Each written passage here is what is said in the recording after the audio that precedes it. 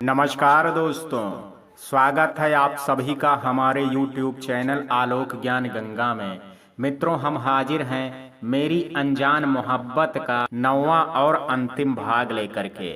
अगर आपने इस कहानी के पहले भागों को अभी तक आपने नहीं सुना है तो डिस्क्रिप्शन में मैंने उसका लिंक दे दिया है। इस भाग को सुनने से पहले कहानी को पूरा समझने के लिए इसके पहले के भागों को अवश्य सुनें। चलिए मित्रों, देर ना करते हुए कहानी को शुरू करते हैं। जब रागिनी ने श्लोक से कहा कि वो उससे प्यार करती है तो वो उसे आंखें फाड़े देखे जा रहा था। रागिनी ने उसका कॉलर पकड़ करके उसे देखते हुए कहा, हाँ करती हूँ प्यार, और बहुत करती हूँ। अगर आज के बाद किसी और को देखा तो उसकी जान से पहले तुम्हारी जान ले लूंगी और उस निक्की का मुंह तोड़ दूंगी। अगर वो तुम्हारे आजू बाजू भी नजर आई तो तुम सिर्फ मेरे हो, समझे या नहीं। ये कहते हुए वो उसे गुस्से से घूरे जा रही थी और श्लोक उसे देखे जा रहा था। रागिनी ने देखा श्लोक उससे कुछ बोल नहीं रहा है तो उसने कहा, अब बोलोगे कुछ या ऐसे ही बुत बने देखोगे। श्लोक ने उसके पास आते हुए कहा, हाय क्या बोलूं, अब तो दिल ही रुक गया जैसे ये सब सुन करके। वैसे अब अगर इजहारे मोहब्बत हो ही गया है तो क्यों ना कुछ मीठा ले लिया जाए। ये कहते हुए श्लोक उसके पास आने लगा तो रागिनी ने उसे धक्का दे करके दूर किया और उठ करके उसे गुस्से से देख करके बोली, खबरदार जो पास आए तो चुपचाप सो जाओ, नहीं तो दूसरा पैर तोड़ दूंगी। बड़े आए मीठा लेने वाले। ये बोल करके वो कमरे से बाहर आ गई। श्लोक वहीं मुंह बना करके लेट गया। दूसरी तरफ मोना ने दाई माँ को फोन करके सब बता दिया था और दाई माँ यहाँ आने के लिए निकल गई थी। मोना ने उन्हें सब बढ़ा चढ़ा के बताया था। वो खुश थे कि अब दाई माँ के आने से रुद्र और नंदनी का रिश्ता टूट जाएगा। सुबह का वक्त, शिमला शहर। रागिनी सुबह उठ करके जल्दी से रेडी हो गई थी। आज उसका और साहिल दोनों का पेपर था। वो एक हाथ में किताब एक में चश्मा लिए आगे बढ़ रही थी। तभी श्लोक पीछे से आकर के उसे बाहों में लेते हुए बोला, क्या हो रहा है। रागिनी ने कहा, ये क्या है, छोड़ो मुझे पढ़ना है। श्लोक ने उसे अपने तरफ मोड़ लिया। हनीमून मनाने की उम्र में कहाँ ये किताबों में माथा फोड़ रही हो। अरे मैं क्या कहता हूँ, 2 दिन में शादी करो, उसके बाद 1 महीने का हनीमून, और जब आएंगे तब सबको खुशखबरी देंगे। कैसा लगा प्लान। रागिनी ने उसकी बात पर मुंह बना करके देखते हुए कहा, ये आपके ख्याल कुछ ज्यादा ही फास्ट नहीं है। नहीं मतलब मैंने हाँ क्या बोल दिया, आपने तो प्लान भी बना लिया। फिर तो बच्चों के नाम भी सोच लिए होंगे आपने। हाँ, एक का नाम शिवाय होगा और दूसरे का नाम शिव। हमारे ट्विंस होंगे ना, इसलिए। ये कहते हुए उसने रागिनी के गुलाबी गालों पर किस कर दिया। रागिनी ने उसे देखते हुए कहा, वकील साहब आपने तो कितना कुछ सोच लिया, पर अपने ख्यालों में जरा सा लगाम लगाएं, वरना कहीं मैंने लगाया तो बहुत दर्द होगा। इसलिए जब तक मेरे एग्जाम ना हो जाएं तब तक दूर रहो। और हाँ, चाय बन गई है तो बैठे, मैं ले करके आती हूँ। ये बोल करके वो खुद को उससे दूर किया और चाय निकालने लगी। पर श्लोक ने उसे फिर से पीछे से पकड़ते हुए कहा, मुझे चाय नहीं पीना है, मुझे तो कुछ और चाहिए। ये कहते हुए वो उसे परेशान करने लगा। तभी किसी के खांसने की आवाज आई। श्लोक ने पीछे मुड़ करके देखा तो दाई माँ खड़ी थी। उसने तुरंत रागिनी को छोड़ दिया। रागिनी ने जब पीछे मुड़ करके देखा तो दाई माँ को वहां देख करके सकपका गई। श्लोक ने कहा, अरे माँ आप कब आई, आपने बताया नहीं आप आ रही हैं। दाई माँ ने कहा, क्यों, अब अपने घर आने के लिए मुझे बताना होगा। हमारा मन किया तो आ गए, और वैसे भी वहां अब कोई काम नहीं था। रुद्र और साहिल दिखाई नहीं दे रहे हैं। इतने में साहिल ने कहा, दाई माँ आप आ गए। दाई माँ ने साहिल को देख करके कहा, हाँ हम आ गए, कैसे हैं आप, और आपके एग्जाम कैसे जा रहे हैं। ये कहते हुए उन्होंने उसके माथे पर चूम लिया। साहिल ने उन्हें देखते हुए कहा, सब बढ़िया है और मेरे एग्जाम भी सही चल रहे हैं।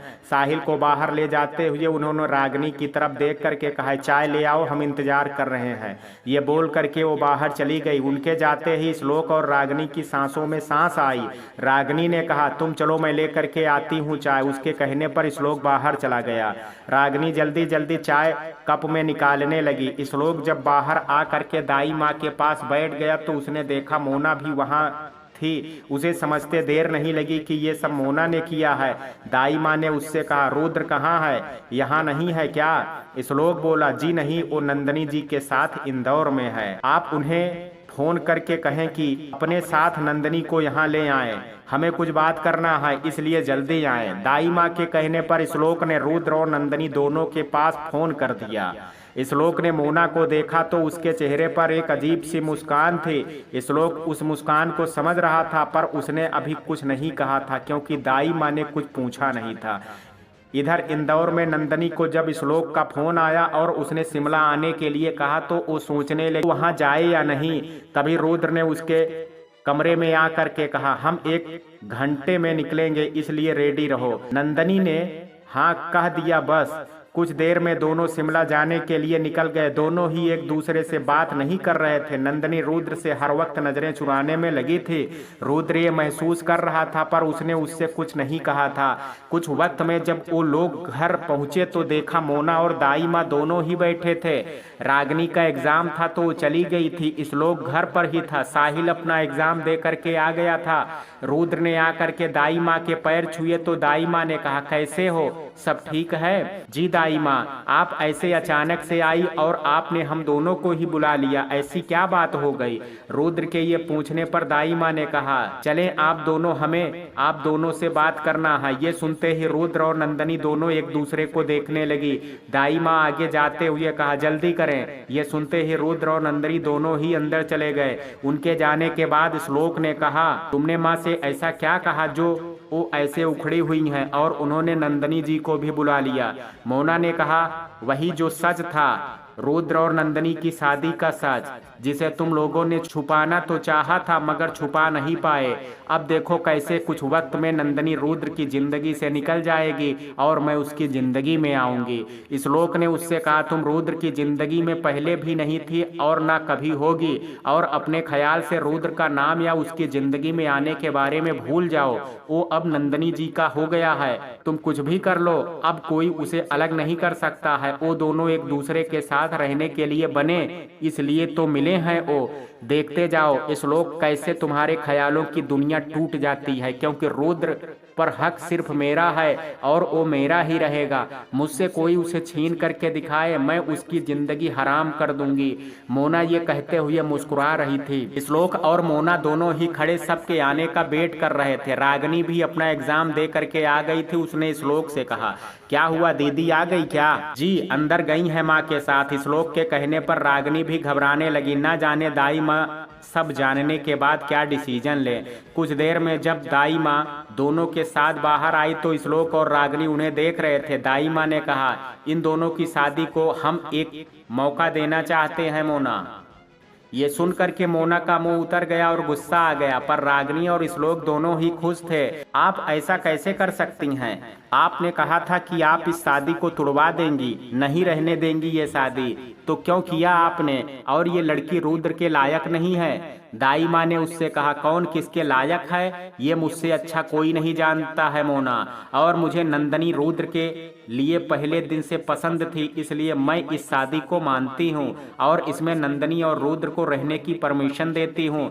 मैं जब इसे जिंदा रहने दूंगी तब ऐसा होगा ना, ये उसने मन में कहा था। दाई माँ को गुस्से में घूरते हुए वो वहां से बिना किसी से कुछ बोले चली गई। उसके जाने के बाद नंदिनी ने कहा, मैंने आपकी बात मानी है और इसलिए अब आप मेरी बात माने। मुझे यहाँ से जाने दे, मेरी रियासत को और मेरे लोगों को मेरी जरूरत है, इसलिए मैं आज ही वापस जाना चाहती हूँ। प्लीज दाई माँ रोकना मत मुझे, मैं रुक नहीं पाऊंगी। उसकी बात पर दाई माँ ने कहा, मैं जानती हूँ तुझे वहाँ बहुत काम है, पर क्या एक दिन रुक नहीं सकती? नंदिनी ने कहा, नहीं दाई माँ, मैं नहीं रुक सकती, प्लीज मुझे फोर्स मत करिए, मैं यहाँ नहीं रह पाऊंगी। उसके ऐसे कहने पर दाई माँ ने उसे नहीं रोका और नंदिनी वापस चली गई। रागिनी और श्लोक ऐसे नंदिनी को जाता हुआ देख करके बहुत हैरान थे। नंदिनी को आए बस 4 घंटे हुए थे और ऐसे एक रात भी रुके बिना वो यहाँ से चली गई थी। रात का वक्त था, रुद्र का कमरा था। रुद्र अपने कमरे में गुस्से में बैठा था और किसी फाइल को देखे जा रहा था, पर उसके जेहन में सिर्फ नंदिनी थी। तभी श्लोक और रागिनी दोनों ही अंदर आए और उससे बोले, क्या हम कुछ बात कर सकते हैं? रुद्र ने बिना उन दोनों की तरफ देखते हुए कहा, अगर नंदनी मुझसे जुड़ी चीज है तो हमसे मत पूछना, और ना ये पूछना कि वो क्यों नहीं रुकी और मैंने उन्हें क्यों नहीं रोका। जब उन्हें रुकना ही नहीं था तो हम रोक के क्या करते? वैसे भी उन्हें करनी अपने मन की ही होती है। रागिनी ने उसके सामने बैठते हुए कहा, रुद्र जी, बात क्या है? आखिर हुआ क्या है? कोई बात हुई है क्या दीदी के साथ?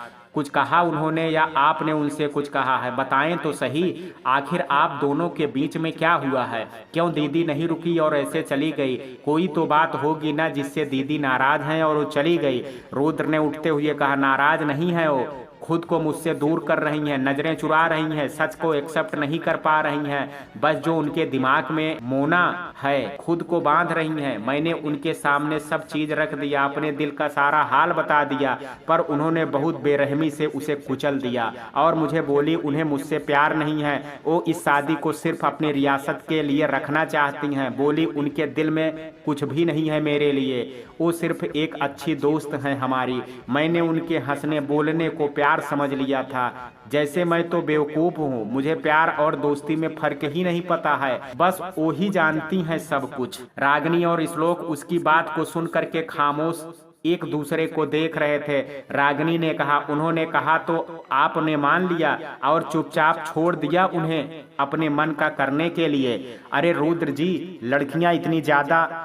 लड़कियां इतनी जल्दी नहीं मानती हैं, और आप तो नंदिनी दीदी के दिल की बात मनवा रहे हैं, जिन्होंने आज तक खुद के दिल की खुद के लिए नहीं सुनी, दूसरों के लिए सुना है, और उन्हें खुद के लिए क्या चाहिए ये बात उन्हें नहीं पता है। ये बात आपको उन्हें बताना होगा और महसूस कराना होगा कि वो आपसे प्यार करती हैं। ऐसे हाथ पर हाथ रख करके गुस्से में बैठेंगे तो कुछ नहीं होगा। तो क्या करूं, जबरदस्ती करूं? रुद्र के ये बोलने पर श्लोक ने कहा, हाँ कर, वैसे भी सुना नहीं है तूने, प्यार और जंग में सब जायज है, तो तू भी वो सब कर जिससे नंदिनी जी को महसूस हो जाए कि वो भी तुझसे प्यार करती हैं और वो अपनी पूरी जिंदगी जीना चाहती हैं। उन दोनों की बात सुनकर के रुद्र सोचने लगा और उसे उन दोनों की बात ठीक लगी, पर अभी इस वक्त इंदौर वापस जाने का वक्त रुद्र के पास नहीं था, इसलिए उसने सबके साथ न्यू ईयर में जाने का प्लान बनाया। 1.5 हफ्ते बाद शिमला शहर, रागिनी और साहिल दोनों के ही पेपर हो चुके थे और 2 दिन बाद न्यू ईयर था, इसलिए सबके जाने का प्लान बन गया था। रुद्र भी उन सब के साथ इंदौर जा रहा था। दाई माँ उन लोगों के साथ नहीं जा रही थी, उनकी तबीयत थोड़ी ठीक नहीं थी, इसलिए, पर उन्होंने बाकी सबको जाने के लिए कहा। सबकी पैकिंग हो गई थी और सब हाल में खड़े दाई माँ से मिल रहे थे। तभी एक आदमी एक लिफाफा लेकर के आया। उसने रुद्र से कहा, सर आपके लिए ये आया है।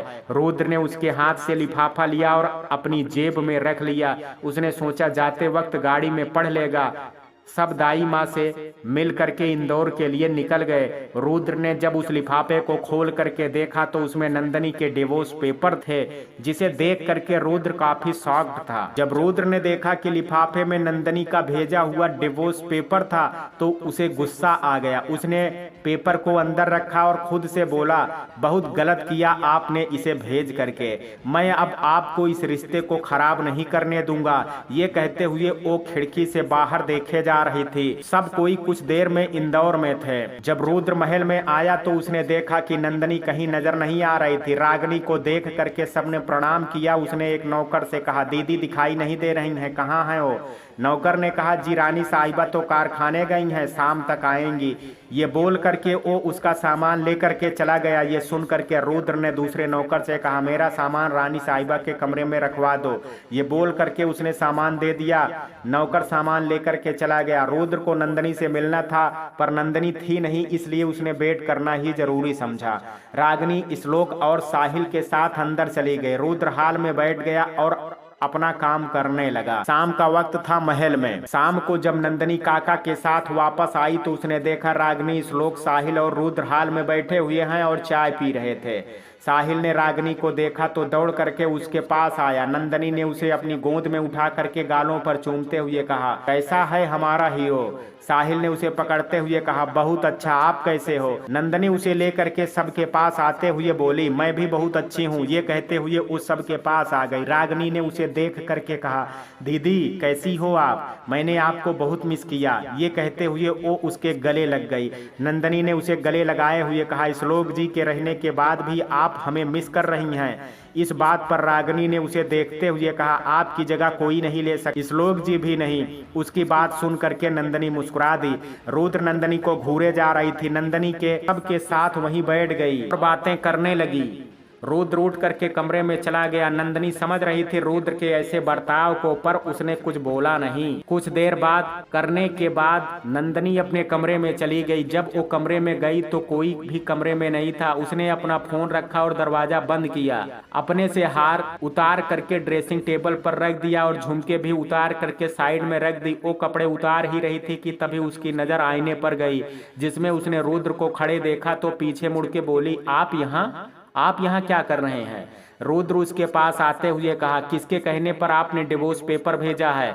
नंदनी ने वैसे खड़े हुए कहा, मैंने अपनी मर्जी से भेजा है, क्योंकि हमें इस रिश्ते में नहीं रहना है। आप होती कौन है इस रिश्ते को तोड़ने वाली और इसके लिए अकेले फैसले लेने वाली?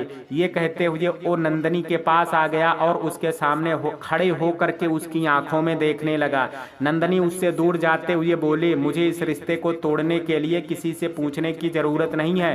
मुझे नहीं रहना, इसलिए मैंने तोड़ रही हूं ये रिश्ता। उसके ये कहते ही रुद्र ने उसके दोनों बाजुओं को कस करके पकड़ा और दीवार से टिका करके उससे कहा, कोई हक नहीं है आपका इस रिश्ते के लिए फैसला लेने का, और आप अकेले इस रिश्ते में नहीं हैं, मैं भी हूँ। कैसे खुद से आपने ये सोच लिया मैं आपको तलाक दूंगा और आपको जाने दूंगा? इतना आसान नहीं है रानी साहिबा जी रुद्र सिंघानिया की जिंदगी से जाना। मैं आपकी रियासत नहीं जिसे आप कोई फैसला सुना दूंगी और चुपचाप आपका फैसला मैं मान लूंगा। मैं रुद्र सिंघानिया हूं। मैं सिर्फ आर्डर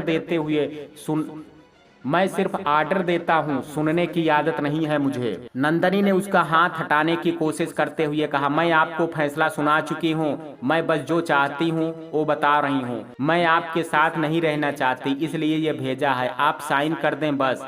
रुद्र उसके पास आकर के बोला, बस और कुछ नहीं? आपको डिवोर्स चाहिए ना मुझसे, तो मुझे भी कुछ चाहिए। फिर आप कागज टुकड़ा मुझसे साइन करा करके ले लेना, बोल देंगी? नंदनी ने घबरा करके देखते हुए कहा, क्या चाहिए? रुद्र उसके गालों को अपने ओंठों से छूते हुए बोला, मुझे मेरा सुकून चाहिए, मेरा चैन, मेरे दिल की धड़कन, मेरा सुरूर, मेरी जिंदगी, मुझे आप चाहिए। आपके पास रहना चाहता हूँ, करीब आना चाहता हूँ, हक चाहता हूँ अपनी पत्नी पर, अपनी पत्नी को चाहता हूँ, इस रियासत की रानी को नहीं। मुझे अपनी पत्नी के साथ एक राज चाहिए, क्योंकि जिसे मैं डिवोर्स दे रहा हूँ वो मेरी पत्नी है और जो मुझसे डिवोर्स मांग रही है वो इस रियासत की रानी है। तो अब बताओ, देंगी मुझे वो सब जो आपसे मांगा है? रुद्र नंदनी के बहुत पास खड़ा था। नंदनी की सांसें तेज चल रही थी, वो सिमटे जा रही थी। नंदनी उसके कंधे को धक्का दे करके दूर करना चाहा, पर रुद्र ने उसके हाथों को कस करके पकड़ करके खड़ा हो गया। नंदनी ने उससे कहा, छोड़े मुझे पहले वो सब दें जो मैंने मांगा है, उसके बाद ही कुछ सुनूंगा। डिवोर्स चाहिए ना तो मुझे मांगी हुई चीजें। रुद्र ये कहते हुए उसके चेहरे को देखे जा रहा था। नंदनी ने अपनी नजरें चुरा करके कहा, क्यों जबरदस्ती कर रहे हैं आप? जब मैं नहीं करना चाहती आपके साथ तो क्यों ये सब कर रहे हैं? छोड़े मुझे और जाएं यहाँ से। रुद्र ने उसे कमर से पकड़ करके अपने पास लाया तो नंदनी सिहर उठी। तभी एक ठंडी हवा उन दोनों को आकर के छू गई। रुद्र ने कहा, प्यार नहीं करती आप, पर पास आने से घबरा जाती हैं क्यों? प्यार नहीं करती पर मेरे कहने से पहले सब जान जाती हैं क्यों? कैसे? मैं क्या चाहता हूँ आज तक किसी को समझ नहीं आया, यहाँ तक कि मेरे दोस्त श्लोक को भी नहीं, ना ही दाई माँ को, पर आप समझ जाती हैं क्यों और कैसे? क्यों उस रात जब मैं मोना के घर से उदास आया तो आपको पता चल गया कि मैं उदास हूँ, टेंशन में हूँ, यहाँ तक कि आपको ये भी पता चला था कि मैं भूखा हूँ। कैसे नंदनी, आप तो मुझे चाहती नहीं हैं, प्यार नहीं करती हैं? क्यों वो बात आपने मुझे बताई जो आपके बारे में कोई नहीं जानता? बोलो, इतना भरोसा कैसे आया? कैसे आपको पता होता है कि मैं टेंशन में हूँ तो कोई काम नहीं कर पाता? आप आकर के मुझे शांत करते हुए समझा देती हैं, कैसे बता सकती हैं? बोलो ना, प्यार नहीं है तो ये सब कैसे? नंदनी ने उसे धक्का दे करके कहा, नहीं जानते, हम कुछ नहीं जानते हैं और ना जानना चाहते हैं। मुझे नहीं पता कि क्यों मुझे आपके होने पर अच्छा नहीं लगता है, क्यों ये कमरा काटने को दौड़ता है, क्यों आपके बिना मन नहीं लगता है। नहीं पता हमें आपके साथ अच्छा क्यों लगता है, ये भी नहीं पता है हमें, क्योंकि आपके साथ पहले जैसे हो जाते थे। नहीं पता हमें क्यों आप होते हो तो लगता है कि बहुत हिम्मत है हम में, पर आप नहीं होते तो कमजोर होने लगते हैं। नहीं पता हमें रुद्र जी। उस रात जब आप देर रात मोना जी के यहाँ से आए तो हम ऐसे नहीं जगे हुए थे, हमें नींद ही नहीं आ रही थी, परेशान था मैं, नहीं पता क्यों। और जब आपने ये कहा कि उनके भाई ने शादी की बात की है, तब भी कुछ अजीब सा हुआ था हमारे दिल में। क्यों हुआ ये भी नहीं पता, कैसे पता होगा, क्योंकि ये सब हमने कभी किसी के लिए महसूस नहीं किया। कैसे पता करते, क्या कहें आपसे? बोले, ये कहते हुए वो रोने लगी थी। रुद्र ये सब सुनकर के हैरान था, पर उसके अंदर एक खुशी थी कि नंदनी कुछ तो कहा जो ये बताने के लिए काफी था कि वो उससे प्यार करती है, वो भी लड़ रही है अपने दिल से। रुद्र उसके पास आने लगा तो नंदनी ने कहा, वहीं रुकिए, मत आए पास। आपके पास आने पर हम दूर नहीं जा पाते हैं, हिम्मत नहीं होती है कि दूर जाएं। कैसे जाएं? वो बाहें हमें दुनिया की सबसे महफूज जगह लगती हैं, हम कमजोर हो जाते हैं। नहीं मन करता है आपको दूर जाने का, पर आप चले जाते हैं। मैं ऐसा कुछ भी महसूस नहीं करना चाहती रुद्र जी, क्योंकि हम अपनी रियासत को छोड़ नहीं सकते हैं, नहीं जा सकते हैं इनसे दूर। एक जिम्मेदारी है हम पर। रुद्र उसके मना करने पर भी उसके पास चला आया और उसे अपनी बाहों में लेते हुए कहा, किसने कहा कि आप अपनी जिम्मेदारी न निभाएं, पर खुद को मुझसे दूर न रखें? ये प्यार बहुत किस्मत से मिलता है नंदनी, और आप तो मेरी पहली अनजान सी मोहब्बत हैं। कैसे आपको खुद से दूर कर दें, कैसे आपसे दूर रहें, ये बताओ। आप खुद हमें प्यार करती हैं, क्या रह पाएंगी मेरे बिना? ये प्यार ही तो है जो आप मेरे न रहने पर बेचैन रहती हैं, मुझे समझ जाती हैं, मुझे पा करके खुश हो जाती हैं। इसे खुद से दूर करोगी तो ना खुद शांत रहोगी, ना मुझे रहने दोगी। मैं आपके बिना नहीं रह सकता। नंदनी ने उसके बाहों में खड़े हुए कहा, मैं यहाँ से नहीं जा सकती। कोई बात नहीं, हम यहाँ आकर के रह लेंगे, रुद्र ने उसे गले लगाए हुए कहा। नंदनी ने उसे कस करके पकड़ते हुए कहा, मुझे प्यार करना नहीं आता है, मैं अपनी रियासत को किसी कीमत पर नहीं छोड़ सकती। रुद्र ने उसके चेहरे को अपने हाथों में लेते हुए कहा, कोई बात नहीं, हम सिखा देंगे, और आपको कभी भी कोई रियासत से दूर नहीं करेगा, ना आपको उसे छोड़ के शिमला आने के लिए कहेगा। आपकी सारी जिम्मेदारी को मैं आपके साथ मिल करके पूरा करूंगा, कभी भी आपको कोई परेशानी नहीं होने दूंगा। ये कह उसके भीगे हुए चेहरे को देखा, बहुत प्यारी लग रही थी नंदनी। तभी रुद्र ने उसके आंखों को अपने ओंठों से छू लिया। नंदनी ने उसके शर्ट के बाजू को कस करके पकड़ लिया। वो नंदनी के ओंठों के करीब आने लगा तो नंदनी घबरा करके उससे दूर जाने लगी, पर नंदनी ने उसकी साड़ी का पल्लू पकड़ करके रोक दिया और उसके पास आ करके उसे पीछे से पकड़ते हुए कहा, जिंदगी को बहुत है जरूरत तेरी, पड़ गई है इसे अब तो आदत तेरी। रुद्र ने उसके चेहरे को अपनी तरफ किया और उसके चेहरे को पकड़ करके उसके कांपते ओंठों को अपने ओंठों से शांत कर दिया।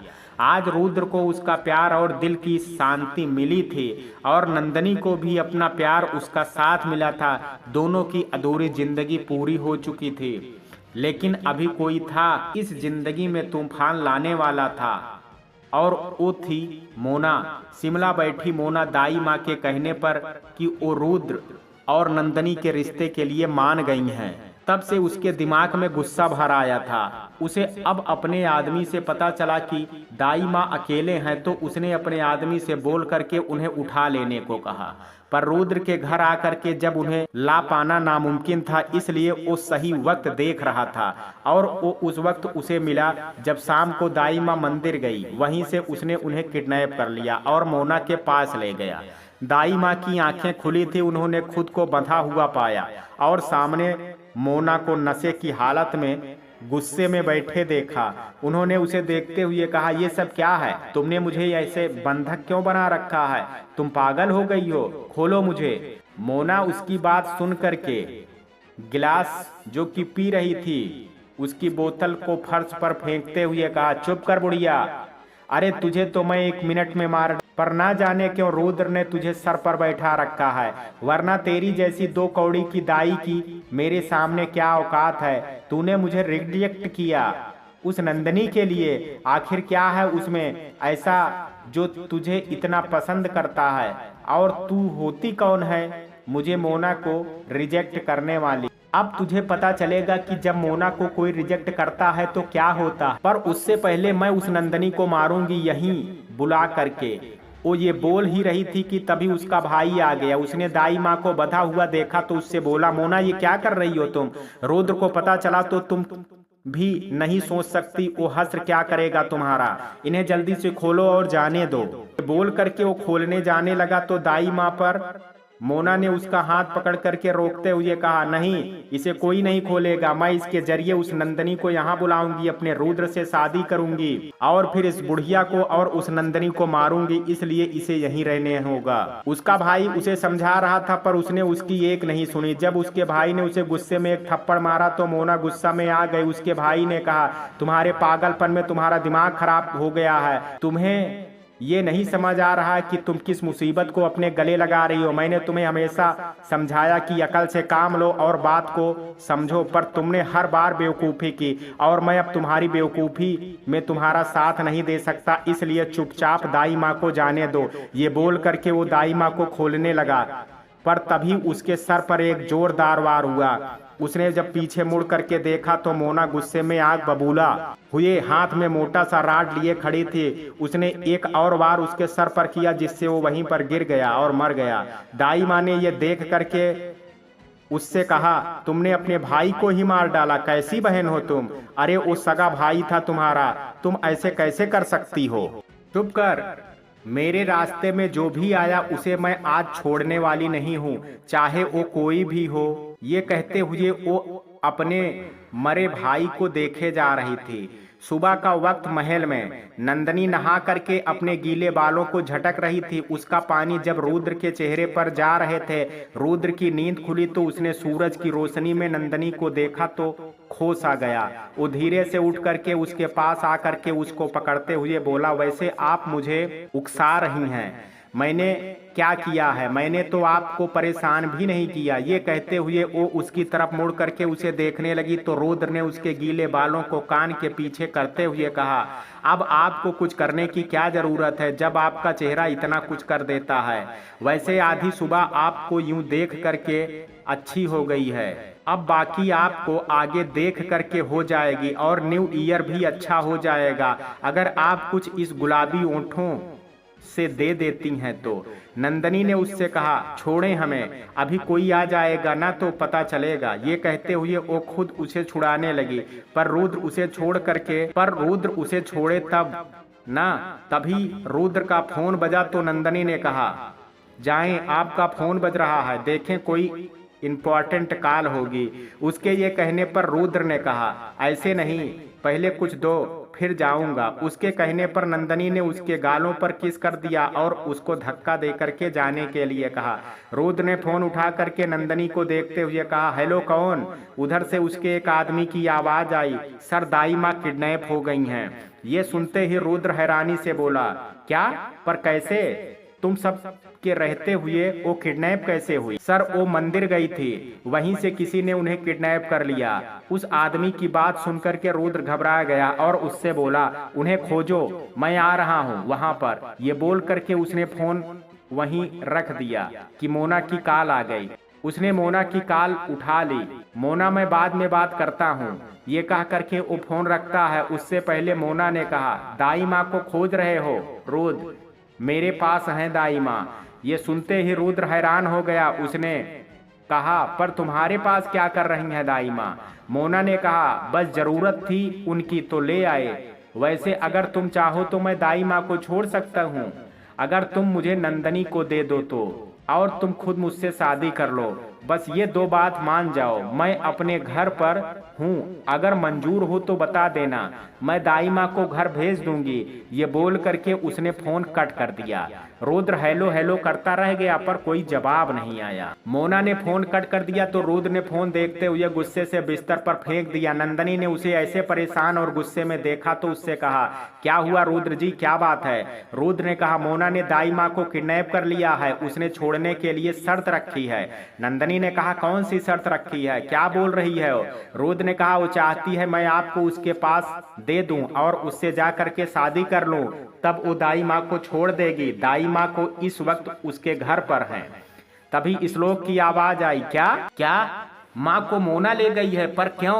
रागिनी ने उसके साथ अंदर आते हुए कहा, अरे तुम्हें नहीं पता है, वो रुद्र जी को चाहती है। अब दाई माँ से उसे आस थी पर अब वो टूट गई है, तब उसका गुस्सा होना सब करना तो बनता है उसे। बस उसने रुद्र जी के लिए दाई माँ को किडनैप किया है, और नंदनी दीदी तो उसकी दुश्मन शुरू से हैं, तो कैसे बर्दाश्त कर लेती अपनी हर बात। पर बात अब ये है कि दाई माँ को कैसे वापस लाना है। ने कहा, पहले हमें यहाँ से जाना होगा। मेरे ख्याल से रागिनी यहीं रहो साहिल को लेकर के, क्योंकि क्या पता वहाँ साहिल की जान को भी खतरा हो, इसलिए आप उसे लेकर के यहाँ रहे। और मैं और नंदनी श्लोक शिमला के लिए निकलते हैं। उसके कहने पर सम्मान गए, सब रेडी होकर के शिमला के लिए निकल गए। इधर मोना उन सब के आने का वेट कर रही थी। उधर रुद्र जब शिमला पहुंचा तो उसने पहले किसी तरह अपने आदमी को पुलिस तक भेज करके सब बताने के लिए कहा। उसके आदमी ने पुलिस को इत्तला कर दिया और रुद्र यहाँ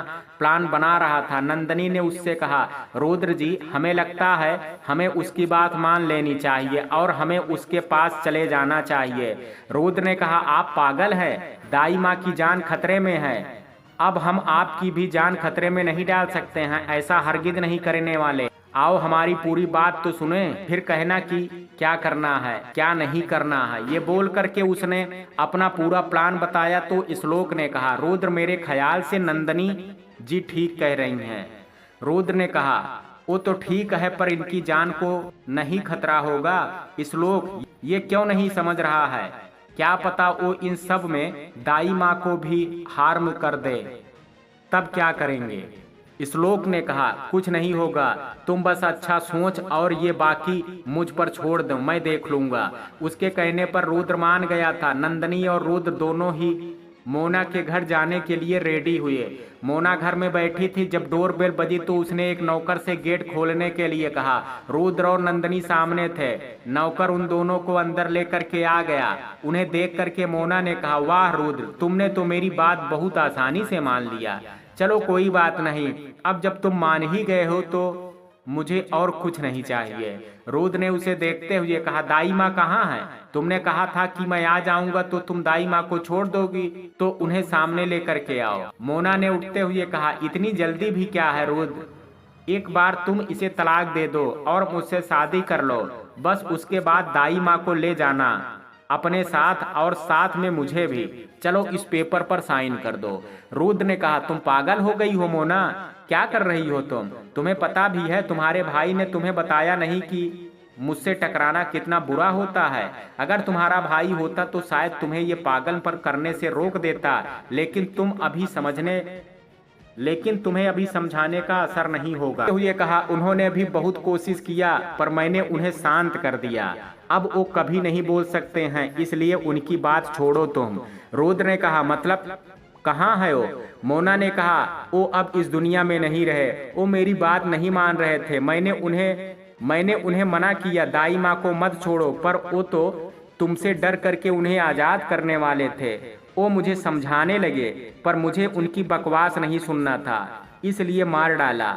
अब तुम इस लड़की को जिंदा रखना चाहते हो तो जल्दी से पेपर पर साइन करो और इसे तलाक दे करके मुझसे शादी करो, फिर मैं उस बुढ़िया को छोड़ दूंगी, अब जल्दी करो। नंदनी ने उससे कहा, तुम कैसी बहन हो, तुमने अपने भाई को मार डाला, अरे वो इतना प्यार करता था और तुम उसे मार डाली, कैसी बहन हो तुम? मोना, उसने हमेशा तुम्हारे लिए सोचा और तुमने उसकी जिंदगी छीन ली। उसने तुम्हारे लिए कितना कुछ किया, तुम्हें इतना कुछ दिया और तुमने क्या किया? मोना ने चिल्ला करके कहा, चुप कर, मुझे ये भाषण देने की जरूरत नहीं है। उन्होंने कुछ नहीं किया, उनसे एक चीज मांगी थी, पर उसमें भी वो शांत थे। वो मुझे मजबूरन खुद उस काम करना पड़ा, उसमें भी उन्हें डर लगने लगा। ऐसे डरपोक की मुझे जरूरत नहीं है, इसलिए मार डाला। ये बोल करके उसने पेपर आगे किया और रुद्र से बोला, इस पर साइन करो। रुद्र और तुम भी नंदनी। रुद्र ने पेपर को देखा और एक बार नंदनी को उसने मन में कहा, कहाँ है तू श्लोक, जल्दी से आ, नहीं तो ये मोना मेरा और नंदनी का डिवोर्स करा करके मानेगी, जल्दी करो। ये बोल करके वो धीरे से पेपर उठा करके देखने लगा। उसने पेन उठाया और जैसे साइन करने वाला था तभी श्लोक की आवाज आई, रुद्र साइन मत कर, मैं आ गया हूँ माँ को लेकर के, और इसके लिए इसके ससुराल वाले भी आ गए हैं। ये कहते हुए वो दाई माँ को लेकर के नीचे आया, उसके साथ पुलिस भी आई थी। मोना ये देख करके, ये तुमने ठीक नहीं किया रुद्र, मैं तुम सबको छोड़ूंगी नहीं। ये बोल करके उसने सोफे के कुशन के पीछे रखी गन ले ली। उसे नंदनी पर तानते हुए बोली, जो भी हो जाए पर मैं इस लड़की को नहीं छोड़ने वाली। ये कहते हुए उसने गुस्से में गन शूट किया, लेकिन नंदनी वहां से हट गई और गोली पीछे दीवार में जा लगी। ये देख करके रुद्र ने मोना का हाथ पर अपना हाथ रख करके गन को गिरा दिया। तभी लेडी कांस्टेबल ने आकर के उसे पकड़ लिया। रुद्र ने दाई माँ से कहा, आप ठीक है ना दाई माँ, इसने कुछ किया तो नहीं? दाई माँ ने कहा, नहीं बेटा मैं ठीक हूँ, तुम सब ठीक हो ना? उनके पूछने पर रुद्र ने हाँ में सिर हिला दिया। मोना रुद्र को देख करके, ये तुमने ठीक नहीं किया रुद्र, इस लड़की के लिए तुमने मेरे प्यार को ठुकरा दिया, मैं इस लड़की को छोड़ूंगी नहीं। रुद्र ने पुलिस से कहा, ले जाएं इन्हें और जितने भी केस बनते हैं सब लगाएं। इन्होंने खुद कबूल किया है सब, जो आपको इसमें मिल जाएगा। उसने अपने जेब से निकाल करके अपना फोन, जिसमें उसने सारा रिकॉर्ड किया था, पुलिस को देते हुए बोला। रुद्र भी दाई माँ को सबके साथ लेकर के आ गया था। अब सब कुछ ठीक था, मोना अपनी जगह पर पहुंच गई थी। रुद्र और नंदनी को एक दूसरे का साथ मिल गया था, पर अभी रागिनी और श्लोक एक नहीं हुए थे, उनका अभी मिलना बाकी था। 1 महीने बाद शिमला शहर में दाई माँ ने रागिनी और श्लोक के रिश्ते को अपना लिया था, इसलिए उन्होंने उन दोनों को जल्द से जल्द शादी करने का सोच लिया था। आज रागिनी और श्लोक की सगाई थी और उन दोनों की शादी थी, इसलिए अब किसी के पास भी वक्त नहीं था। रागिनी ने तो अपनी सगाई और शादी में सारा मार्केट खुद किया था। उसने इंदौर और शिमला कहीं की भी मार्केट नहीं छोड़ी थी।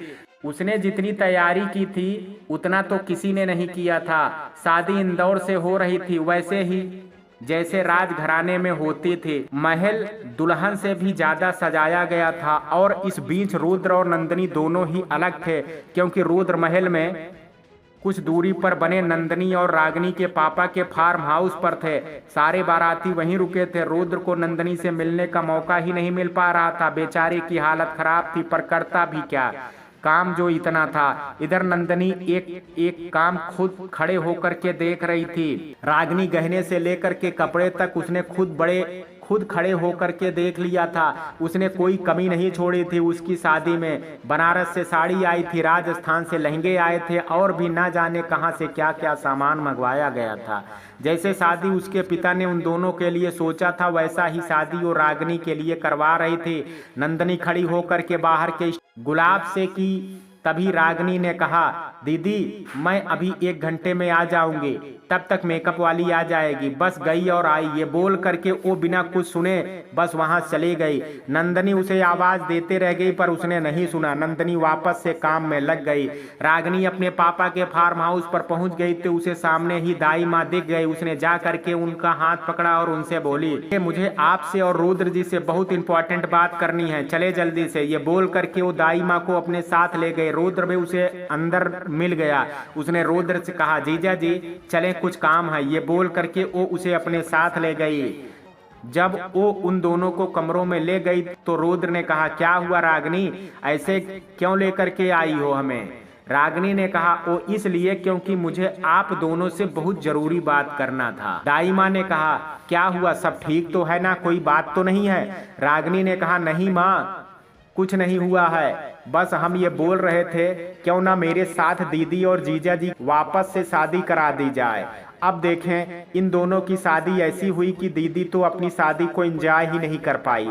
इसलिए मैं चाहती हूँ जितनी रस्में मेरी शादी में हो उनकी भी उतनी हो, और उनकी शादी भी एक बार धूमधाम से हो जिसमें वो अपनी शादी को एंजॉय कर सकें। क्या बोलते हैं आप? दाई माँ ने कहा, हाँ बोल तो तुम सही रही हो रागनी, इन दोनों की शादी तो मुझे भी ऐसे पसंद नहीं आई। मैं कितने धूमधाम से इन दोनों की शादी कराना चाहती थी। अब जब तुमने कहा है तो फिर ठीक है, आज नंदनी की भी सगाई कर देते हैं और कल अपने दोनों बेटों की बारात ले आते हैं। हाँ, और हाँ, ये बात किसी को बताना मत प्लीज, हम दीदी को सरप्राइज देना चाहते हैं। उसके ये कहने पर सब मान गए और वो सब वहां से महल में वापस आ गए। शाम को रागनी खुद भी रेडी हुई और उसने नंदनी को भी बहुत अच्छे से रेडी किया। नंदनी उसे मना कर रही थी पर रागनी के सामने उसकी चलने वाली नहीं थी, इसलिए नंदनी की भी नहीं चली। जब शाम को सब आए तो काका ने सबका स्वागत किया। नंदनी रागनी को लेकर के आ गई थी। उसे अभी तक नहीं पता था कि रागनी ने क्या किया है, पर श्लोक को दाई माँ और रुद्र ने बता दिया था, इसलिए उसे सब पता था। जब पंडित जी ने चारों अंगूठियां देते हुए कहा, अब ये आप लड़के लड़की को पहना सकते हैं, तो नंदनी ने कहा, पर सगाई तो दो लोगों की है, ये चार अंगूठी किस लिए? रागनी ने उसे पकड़ के बैठाते हुए कहा, ये आपकी और रुद्र जी की सगाई है दीदी। अब आपकी और रुद्र जी की शादी ऐसे हुई जिसमें किसी को मजा नहीं आया, इसलिए हमने सोचा क्यों ना एक धूमधाम वाली शादी हो जिसमें हम दोनों बहनों की शादी में नाचने वाला सपना पूरा कर सकें। अब चलें, जल्दी से इस अंगूठी पहना दें, नहीं तो मुझे इस कनखजूरे को अंगूठी पहनाने में देरी होगी। उसके कहने पर सब हंसने लगे और श्लोक ने उसके सर पर धीरे से थपकी दे दी। नंदनी ने अंगूठी उठा करके रुद्र के हाथ में पहनाई और रुद्र ने उसके हाथ में। फिर रागनी और श्लोक ने एक दूसरे को अंगूठी पहनाई। सब बहुत खुश थे। सबसे ज्यादा खुश था तो वो थी नंदनी। उसकी जिंदगी में बहुत सारी खुशियां आ गई थी। रुद्र उसके पास आया तो उसने देखा नंदनी अकेले खड़ी, ना जाने क्या सोच रही थी। उसने नंदनी से कहा, क्या हुआ, आप खुश नहीं हैं दोबारा मुझसे शादी करने के लिए? नंदनी ने कहा, नहीं, सोचा था कोई और मिल जाएगा, पर अब वापस से आपसे ही शादी ये बोरिंग नहीं हो जाएगी रुद्र जी। रुद्र ने उसे घूर करके देखते हुए कहा, किसी और का ख्याल तो आप निकाल दें रानी साहिबा जी, क्योंकि आपको हर जन्म के लिए ये रुद्र मिल गया है, तो अब इसके साथ जीने के लिए रेडी हो जाएं। ये कहते हुए उसने उसे पीछे से बाहों में ले लिया और खड़ा हो गया। शादी का दिन था। महल में रागनी और नंदनी दोनों ही दुल्हन बनी बैठी थी। तभी किसी ने आकर के बारात आ गई है, पर उनका स्वागत करने के लिए कोई नहीं है। नंदनी के यहाँ रिवाज था कि दूल्हे का स्वागत दुल्हन की माँ या कोई बड़ी औरत ही करती है, पर ऐसा कोई भी नंदनी के घर में नहीं था। रागनी ने कहा, अब क्या करें दीदी, कौन निभाएगा इस रिवाज को, क्योंकि हम तो बाहर नहीं जा सकते। तो अब नंदनी ने सोचने लगी। तभी काका ने कहा, बिटिया इसमें सोचना क्या है, आप रानी साहिबा हैं और इस घर की सबसे बड़ी हैं, इसलिए मेरे ख्याल से आपको ही जाना चाहिए, और आपके बाद चाहे तो रागनी जी रुद्र जी का तिलक कर स्वागत कर सकती हैं। नंदनी ने कहा, पर काका हमारे यहाँ दुल्हन नहीं जाती है, आप दुल्हन अभी बनी हैं, पर उससे पहले आप यहाँ की रानी साहिबा हैं, तो आप ये कर सकती हैं। काका ने ये कहा कि तभी दाई माँ की आवाज आई, ठीक कह रहे हैं तुम्हारे काका नंदनी, तुम इस महल की बड़ी हो और रागनी की माँ जैसी हो, इसलिए तुम चल करके इस लोक का तिलक करो, और बुरा ना मानो तो क्या मैं रुद्र का तिलक कर सकती हूँ, उसका स्वागत कर सकती हूँ। अब देखा जाए तो तुम दोनों मेरी बेटी ही हो, तो एक माँ की तरह मैं रुद्र का तिलक कर देती हूँ और तुम इस लोक का। उन सब की बात पर नंदनी मान गई। दाई माँ गई और रुद्र का तिलक करके उसका स्वागत किया। फिर नंदनी की बारी आई। तब एक नौकर ने कहा, रानी साहिबा आ रही हैं। ये सुनते ही रुद्र की नजरें सामने हो गई। नंदनी अपने चेहरे को लाल दुपट्टे में छुपाया। सज करके जब आरती की थाल लिए आई तो रुद्र की नजरें उस पर से हट ही नहीं रही थी। उसने रजवाड़ों वाला दुल्हन का जोड़ा और बहुत गहने पहने हुए थे, हाथों में कड़े चूड़ियां थी। नंदनी ने श्लोक का तिलक किया और उसका रीत के हिसाब से पैर धुला करके ले आई। उसके बाद नंदनी वहां से चली गई। कुछ देर में रुद्र और श्लोक दोनों ही मंडप आए और पूजा करवा करके पंडित जी ने दुल्हन को बुलवाया। नंदनी और रागिनी दोनों ही साथ आई और अपने अपने दूल्हे के साथ बैठ गई। पंडित जी मंत्र पढ़ने लगे। रुद्र नंदनी को देख रहा था और श्लोक रागिनी को। दोनों को ही अपना प्यार मिला था। शादी पूरे विधि विधान से हुई। चारों ने सबसे आशीर्वाद लिया। रात का वक्त महल में श्लोक अपने रागिनी के रूम में आया। उसने सामने देखा तो रागिनी घूंघट किए बैठी थी। श्लोक ने बहुत खुश होते हुए दरवाजा बंद किया और रागिनी के पास आ गया। उसने रागिनी को देख करके कहा, मुझे तो यकीन ही नहीं होता कि हमारी शादी हो गई है, पर अब तुम सामने हो तो सच लगता है। मन करता है तुम्हें बाहों में ले लूं और बस रात ऐसे गुजर जाए। ये बोल करके उसने जब घूंघट उठाया तो सामने एक पुतला रखा और रागिनी वहां नहीं थी। तभी उसे हंसने की आवाज आई। उसने साइड में देखा तो रागिनी खड़ी हंस रही थी। रागिनी ने उसे देखते हुए कहा, ले लो बाहों में और गुजार लो रात। किसने मना किया है, इसके साथ तुम्हारी जोड़ी भी बहुत अच्छी लगेगी। ये बोल करके वो हंसने लगी तो श्लोक ने उठते हुए कहा, रुको अभी बताता हूँ। ये बोल करके वो उसकी तरफ भागा तो रागिनी दूसरी तरफ से भाग आई। श्लोक ने उसे दूसरी तरफ से पकड़ करके कहा, हाँ तो अब बोलो क्या बोल रही थी और ये सब क्या था। रागिनी ने उसे देखते हुए कहा, बस आपको थोड़ा तंग कर रहे थे। श्लोक ने उसे पास लाते हुए कहा, तो हम भी कर लें तंग। ये कहते हुए वो उसके पास आया और उसके चेहरे को अपने बहुत करीब लेकर के आया। रागिनी खामोशी से सिमटी हुई उसकी बाहों में खड़ी थी। इधर रुद्र जब अपने कमरे में आया तो उसने देखा नंदनी बालकनी में खड़ी थी। उसके खुले बाल हवा के पीछे की तरफ उड़ रहे थे। रुद्र ने उसे पीछे से पकड़ते हुए कहा, अब लगा कुछ सुकून मिला हो। नंदनी मुस्कुराते हुए उसे देखे जा रही थी। रुद्र ने उसे अपनी तरफ करते हुए कहा, अच्छा बताओ आपको क्या चाहिए। नंदनी ने कहा, हमें तो कुछ नहीं चाहिए लेकिन हम आपको कुछ दे सकते हैं, बोलो तो दें। रुद्र ने उसे देखते हुए कहा, क्या। नंदनी ने उसके थोड़ा करीब आई और उसके कानों में धीरे से बोली, आप पापा बनने वाले हैं। ये बोल करके वो रुद्र की तरफ देखने लगी तो रुद्र हैरानी से देखे जा रहा था। नंदनी थोड़ा शर्मा रही थी और उसे देखे जा रही थी।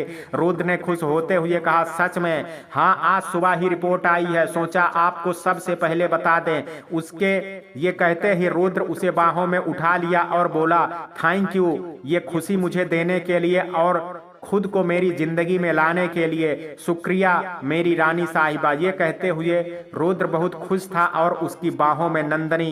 दोनों को प्यार के साथ सुकून मिल रहा था। इस अनजान मोहब्बत का सफर दोस्तों यहीं पर समाप्त होता है। ये कहानी आपको कैसी लगी, आप अपनी राय मुझे कमेंट बॉक्स में जरूर दीजिएगा।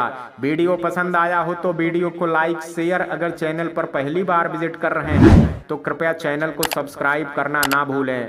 कल मिलते हैं एक नई कहानी के साथ। तब तक के लिए जय हिंद, जय भारत।